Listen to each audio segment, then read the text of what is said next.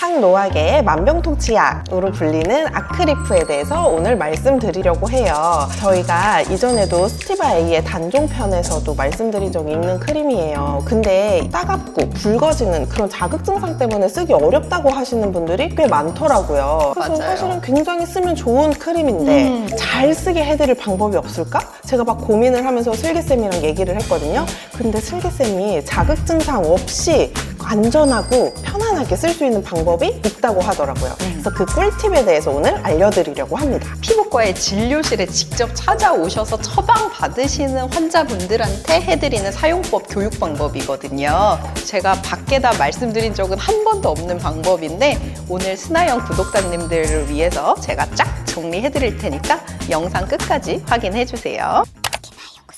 자, 그러면 우리 슬기쌤이 이 아크리프는 어떤 연고인지 한번 설명해 주실까요? 아크리프 같은 경우에는 4세대 레티노이드 중에서 가장 신약이라고 보시면 되는데요. 스티바 A는 1세대 레티노이드예요. 이미 한 50여 년 전부터 사용되고 있었던 거고 그거의 단점을 보완하고 개발하고 해서 나온 가장 최신 레티노이드가 아크리프 트리파로텐이라고 하는 원료입니다.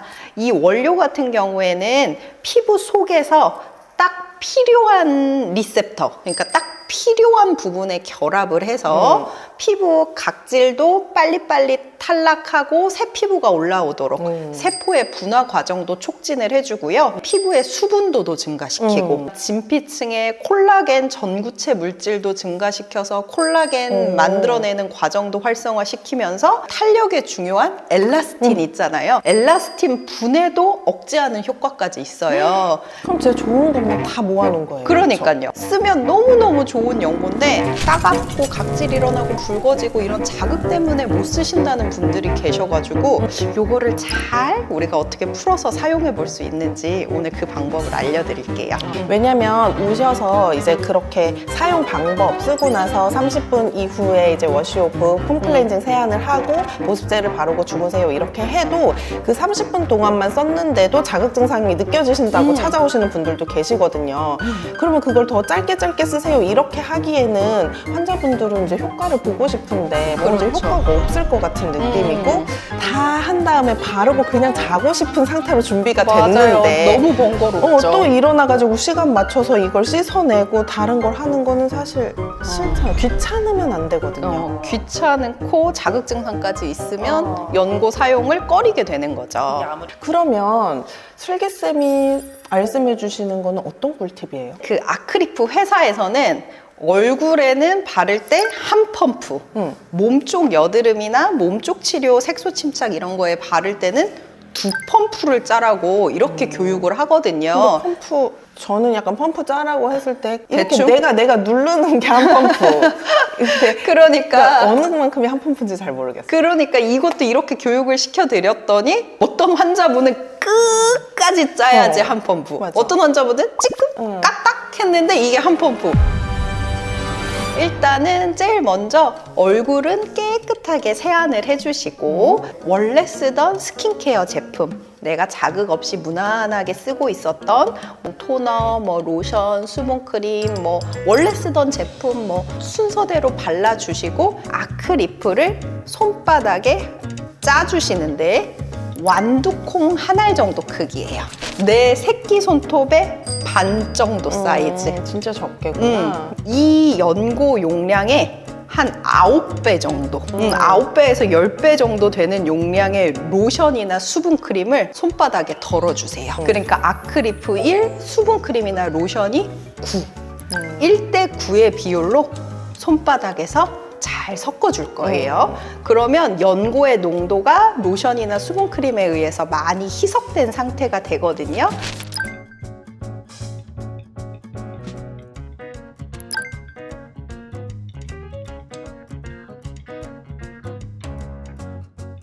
이렇게 연고가 희석된 상태에서 뭐 여드름이든 색소 침착이든 개선이 필요한 부분에 아크리프를 발라주시고 이제 주무시면 됩니다.